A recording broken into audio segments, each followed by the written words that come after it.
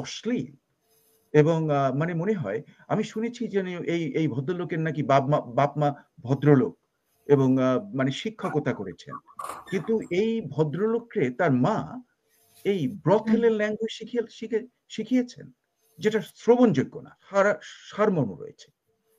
যে অর্বাচীনগুলো তারেক জিয়াকে কঠোর ভাষায় সমালোচনা করার চেষ্টা করে, ওদেরকে আমি বলবো যে তোরা তোদের চেহারা আয়নায় দেখার চেষ্টা কর। দেশপ্রেমিক যারা বাইরে আছে তাদের সহায়তায় সেনাবাহিনী প্রধান আপনি এই কুলাঙ্গারগুলোর বিরুদ্ধে আপনি কয়েক মিলিয়ন ডলারের, few hundred, $500 to $600 million civil sweet করে দেন। পলিটিক্যাল রেটোরিক্স যেটা হয়, হ্যাঁ, সেখানে উনি এটাকে আমি ধরবো অ্যাজ এ পলিটিক্যাল রেটোরিক্স। এর মানে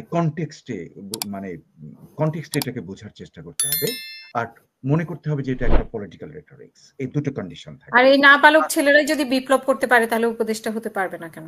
না না, মানে তারা উপদেষ্টা হতে পারবে। আমরা দেখেছি যে অনেক ইয়াং, আপনি লক্ষ্য করে দেখুন, আকবর দ্য গ্রেট, সে কিন্তু তার আপন আত্মীয়কে ওভারথ্রো করে, মানে মার্ডার করে, he grab the whole power while he was a teenager, হ্যাঁ, এবং হি ran all the big battles, হ্যাঁ, এবং দেশকে মানে মানে ভারতকে বিরাট সাম্রাজ্য করেছে।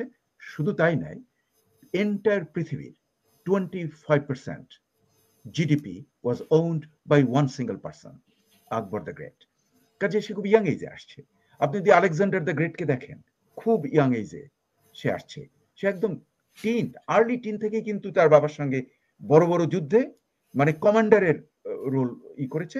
তার পরবর্তী পর্যায়ে ওই টিনের ভেতরে সে পাওয়ারে চলে আসছে। কাজে the point which I am making, যে বয়স কি আছে তাতে কিছু আসে যায় না। এটা তার ম্যাচিউরিটির উপরে ডিপেন্ড করবে, কি তার লেখাপড়ার ব্যাকগ্রাউন্ড, কি তার অভিজ্ঞতা, এই সব মিলে একটা লোককে বিচার করতে হবে। তাতে আবার যেমন ধরুন, আমি বলবো যারা আমাদের বয়স্ক আছে বাংলাদেশে উপদেষ্টা মণ্ডলীতে, তাদেরকে আমি শুনি যে বিদেশি কতগুলো ব্লগাররা তাদেরকে বলে ডাইপার পরিহিত। এটা কিন্তু জঘন্য ভাষা, হ্যাঁ।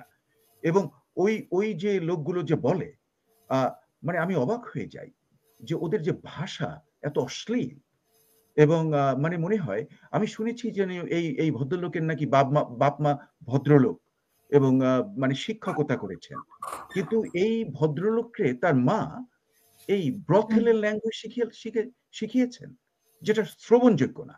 আমি ওর অনেক ভিডিও শুনি এবং ওর যে ভাষা, সেখানে মনে হয় যেন গণিকা পল্লীর ভাষা।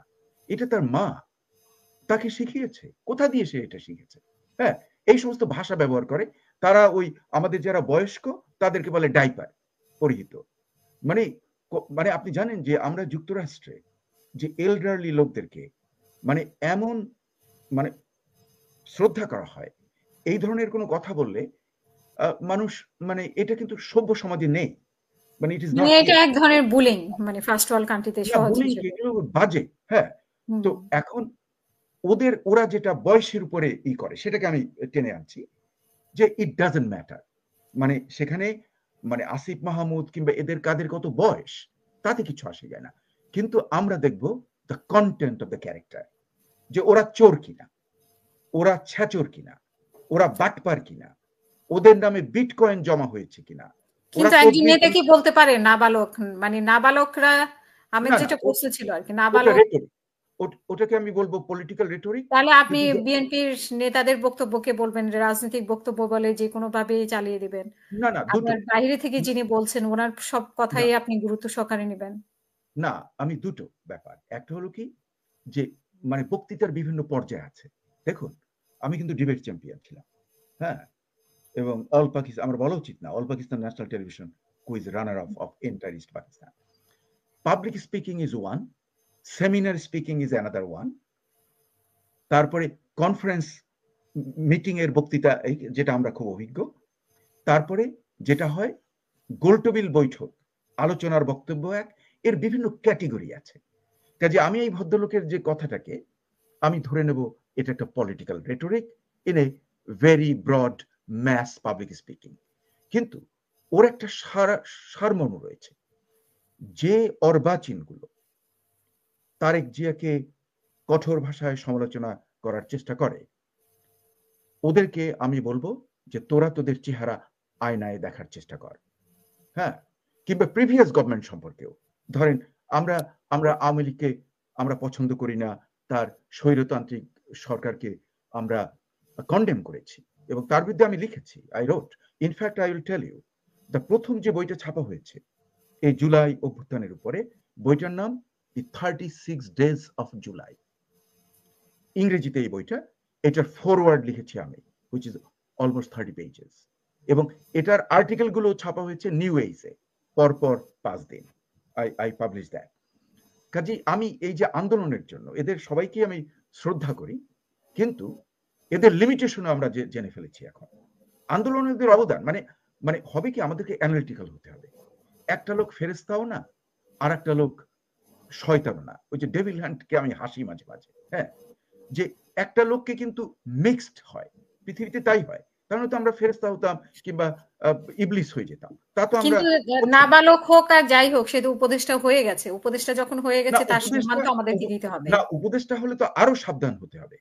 উপদেষ্টা যখন একটা কথা বলবে, হ্যাঁ, সেখানে উপদেষ্টাকে আরো বেশি কেয়ারফুল হতে হবে, তার কথার আরো বেশি দাম আছে। কাজেই সে যদি ফালতু কথা বলে তারেক রহমান সম্পর্কে, সেটাকে আমি খুব কঠোর ভাষায় কন্ডেম করছি।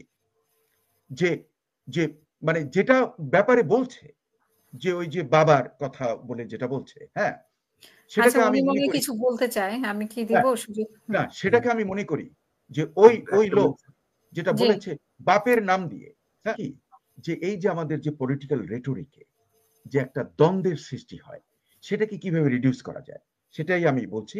যে এটাকে আমরা যদি ধরে নেই ফিগারেটিভ ল্যাঙ্গুয়েজ, আমি ধরুন, আপনি তো খুব শিক্ষিত লোক, সামরিক বাহিনীর ওই র্যাঙ্কে যাওয়া তৎকালীন সময় দারুণ কঠিন ব্যাপার। কাজে আমি বলবো যে এটা একটা ফিগারেটিভ ল্যাঙ্গুয়েজ ব্যবহার করেছে। হ্যাঁ, এই ফিগারেটিভ ল্যাঙ্গুয়েজটা একটু হয়তো ভারী হয়ে গেছে বেশি। আমি ভদ্র ভাষায় বলছি যে সেই ফিগারেটিভ ল্যাঙ্গুয়েজ খুব ভারী ল্যাঙ্গুয়েজ হয়েছে। হ্যাঁ, সেটা সবারই সাবধান হওয়া উচিত, কিন্তু এটা নিয়ে আমাদের বেশি সময় অপচয় না করে আমাদের আসল যে কন্টেন্ট যেটা, হ্যাঁ, সেদিকে যাওয়া উচিত। সেদিক থেকে আমি বলছি যে বর্তমানে যে সামরিক বাহিনীর প্রধানের একটা বক্তব্য আমার মনে দারুণ নাড়া দিয়েছে। সে বলছে যে কেউ কেউ সামরিক বাহিনীর বিরুদ্ধে এবং সামরিক প্রধানের বিরুদ্ধে দারুণ অপপ্রচার চালাচ্ছে এবং কঠোর ভাষায় তাদেরকে সমালোচনা করছে। সামরিক বাহিনীর চিফকে আপনি সমালোচনা করেন, আমার তাতে আপত্তি নেই, কিন্তু if the motive behind this is to create division inside the armed forces এবং ওটাকে ইনস্টিগেট করার চেষ্টা করা, হ্যাঁ, সেটা হলো সিডিশন, সেটা হলো দেশদ্রোহিতা। হ্যাঁ, আমার মনে হয় জেনারেল ওয়াকারুজ্জামান সেদিকেই ইঙ্গিত দিয়েছেন, এবং আমরা দেখেছি যে কিছু লোক তাই করার প্রচেষ্টা চালাচ্ছে, এবং সেটাকে বন্ধ করে দেওয়া খুবই সহজ। আমি বলবো আমার প্রেসক্রিপশন হলো যে এরা যারা বলছে, এদের মধ্যে কেউ কেউ আপনার ময়দা ঢুকিয়ে ক্যাপসুলে 300-র বেশি শিশুকে হত্যা করেছে, কালাজ্বরে আক্রান্ত শিশুকে। এই সমস্ত ভণ্ড যারা এই সমস্ত সামরিক বাহিনীর মধ্যে বিভক্তি করার চেষ্টা করছে, ওদেরকে you have to hit them into the root. No physical fight, no. ওরা যে পর্যায়ে বিদেশে আছে, ওরা যে ভায়োলেন্সের টেপ করে, ভিডিও করে, এই ভিডিওগুলোকে একত্র করে আমি অনুরোধ করব যে বাংলাদেশি দেশপ্রেমিক যারা বাইরে আছে তাদের সহায়তায় সেনাবাহিনী প্রধান, আপনি এই কুলাঙ্গারগুলোর বিরুদ্ধে আপনি কয়েক মিলিয়ন ডলারের, few hundred, $500 to $600 million civil sweet করে দেন ওদের বিরুদ্ধে। বিভিন্ন দেশের যে সভ্য দেশগুলো যেগুলো আছে তাদের বিভিন্ন কোর্টে আপনারা কেস দিয়ে দেন। তারপরে ওদেরকে আপনি দেশে যে সিডিশন চার্জের জন্য দেশে ওদের নামে চার্জ দিয়ে দেন আইনতভাবে। আমি বলবো যে আইনের বাইরে আপনারা কিছু করবেন না। হ্যাঁ, এবং ওরা যাদেরকে উস্কানি দিয়ে ওদেরকে একটা লিস্ট করেন, এরা কিন্তু অল্প কয়েকটা লোক, আমি কিন্তু লক্ষ্য করছি কয়েকটা চেহারাও আমি কিন্তু আচ্ছা, ছবি দেখালে আমি আইডেন্টিফাই করতে পারবো। ওরা এক জায়গায় মারামারি করে, এক জায়গায় পশু হত্যা করে, ওরা আবার আরেক জায়গাতে যায়, আরেক জায়গাতে গিয়া বুলডোজার নেয়। এ কিন্তু একই একটা গ্রুপ। এই গ্রুপটা জঙ্গি টাইপের গ্রুপ, এবং এর সঙ্গে কিন্তু আমি অন্যান্য রাজনীতি দলের সঙ্গে আলোচনা করেছি, এমনকি যাদেরকে আপনারা সারাদিন গালাগালি করেন ধর্মীয়, তাদের সঙ্গে আমি আলোচনা করেছি। ওরা ডিজাইন করে, ওরা আমাকে বলছে no, this don't belong to us. এই গুন্ডাগুলোকে লিস্ট করে আপনারা বেশি না, কিন্তু ওগুলোকে আপনারা পাকড়াও করেন।